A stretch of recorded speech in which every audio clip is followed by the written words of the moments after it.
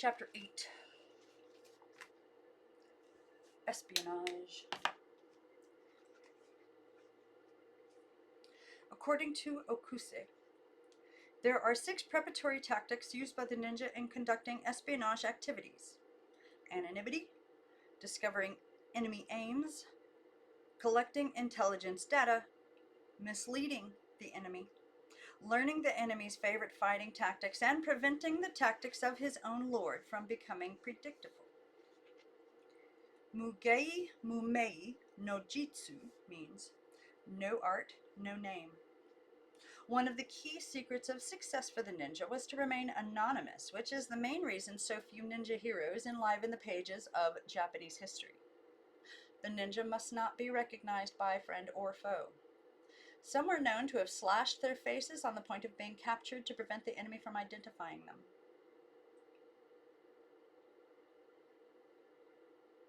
Others dislocated their jaws so they couldn't be forced to talk under torture. And when the ninja ventured out in public during the daylight hours, he invariably disguised himself. Thus, a ninja concealed his name, his technique, and his objectives, even to the point of death. 2 ninja from the same network might, each unaware that the other ninja was watching him, be assigned to the same mission with instructions to make sure that his friendly rival was not captured, even if he had to kill his confederate to prevent it from happening. The ninja also made it his business to detect the aims and strategy of his enemy as soon as possible so that countermeasures could be taken in time to stop him from achieving his objective. Once a battle actually started, it might be too late. Intelligence and counterintelligence activities were also important parts of the ninja's preparatory tactics. Ninja were sent out to collect as much data as possible, and it was not unusual for the jonin, the ninja leader, to dispatch 2 genin, ordinary agents, on separate missions to gather information about the enemy. In this case, they would not be told about each other. The jonin then compared the data. This approach not only served to double-check the validity of the intelligence received, but also provided a more comprehensive, in-depth report.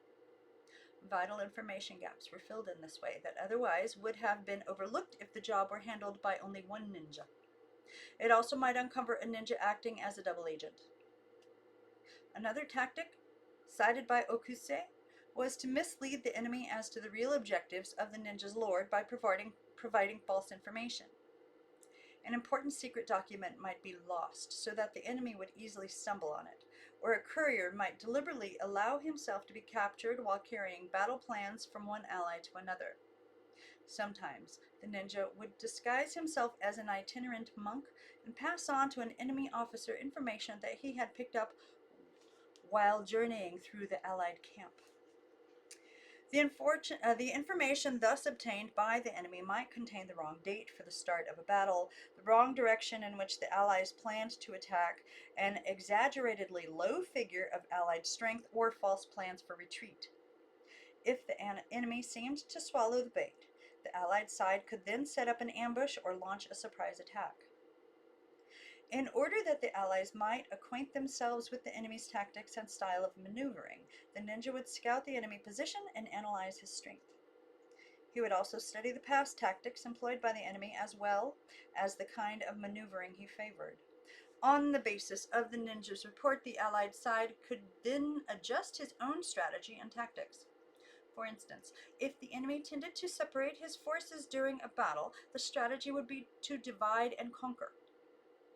If he kept his main battle line too thin, the Allied side might try to smash through the center, or if the enemy concentrated most of his strength at the center, the Allies would hit him on the flanks and roll up the battle line. The 6th and last preparatory tactic employed by the ninja, according to Okuse, was to ensure that his own side did not standardize its tactics in order to prevent the enemy from becoming familiar with them. The Allied general was urged to keep trying out new tactics or to modify his regular tactics enough to keep the enemy off balance. By deliberately changing his favorite tactics from time to time, the Allied general could ensure the unpredictability of his actions. Just when the enemy thought he had the Allied tactics figured out, the Allied general could trick the enemy into showing his hand, then suddenly trap him with an unexpected maneuver.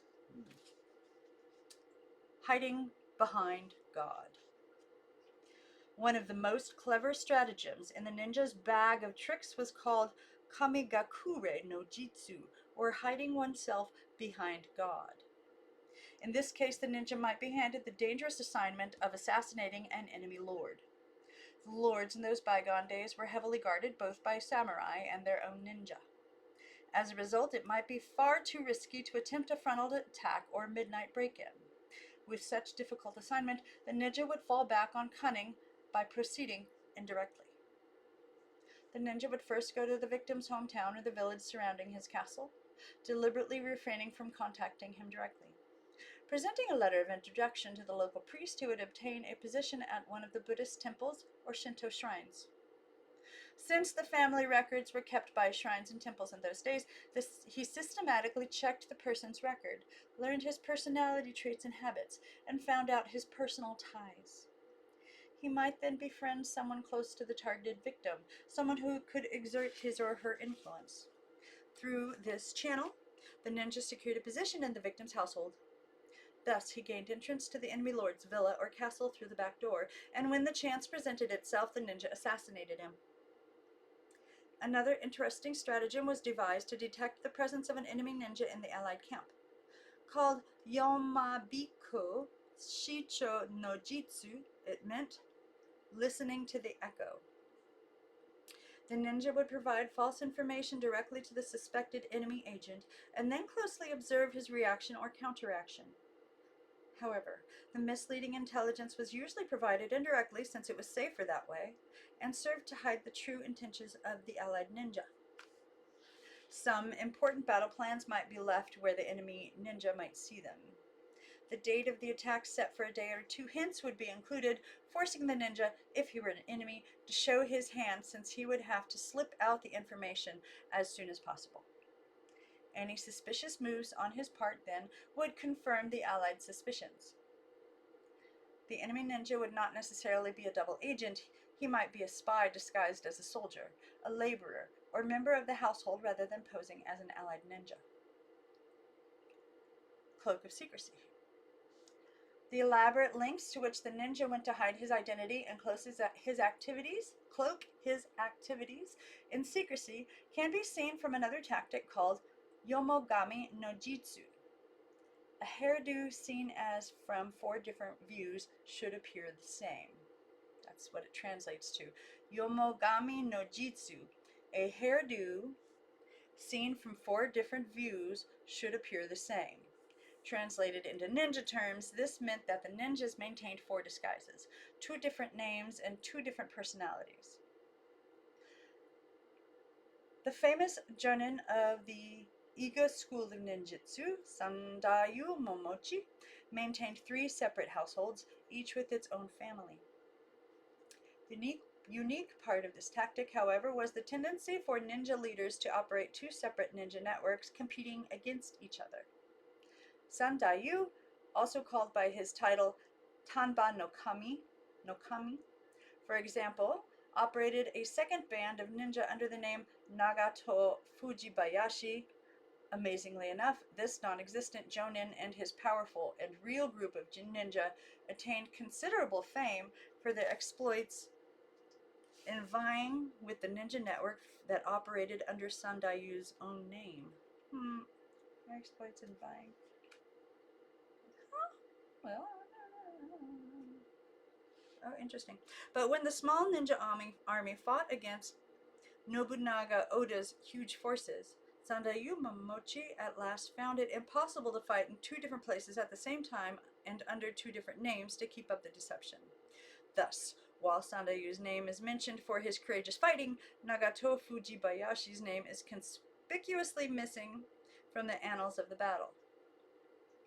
From this discrepancy, historians assume that Sandayu Momochi and Nagato Fujibayashi were one and the same man. One of the main reasons Oda invaded the ninja heartland was because of his bitter enmity toward Buddhist leaders and their allies, including the Iga ninja. The ninja, having developed from Yamabushi, or mountain warrior monks, naturally continued to maintain very close ties with Buddhist priests. Oda was also stirred into action by 2 assassination attempts on his life, apparently by 2 Iga ninja. Actually, Sandayu sent the same ninja twice under different names and different disguises. Obviously, nothing, however minute and seemingly trivial, was overlooked by the ninja. When he donned a disguise as a merchant, for example, he set out on a mission to a new district. He not only had to familiarize himself with the local dialect of that district, but was also required to actually learn the ins and outs of being a merchant. Hengen Kashi no Jitsu is concerned with this phase of ninja activity. The ninja concentrated on 7 main disguises, and although these were expanded on occasion, he normally learned the skills involved with the trade or profession of each type he assumed. There were a monk, a commoner, a yamabushi, a strolling magician with a monkey, a strolling actor, a merchant, and a komuso, or itinerant priest. A kakemono scroll painting dating back to the Edo period, from 1616 to 1867, depicts ninja disguised as farmers, priests, and even gangsters. Besides the dialect of a foreign district, the ninja also acquired the manners and customs of the inhabitants.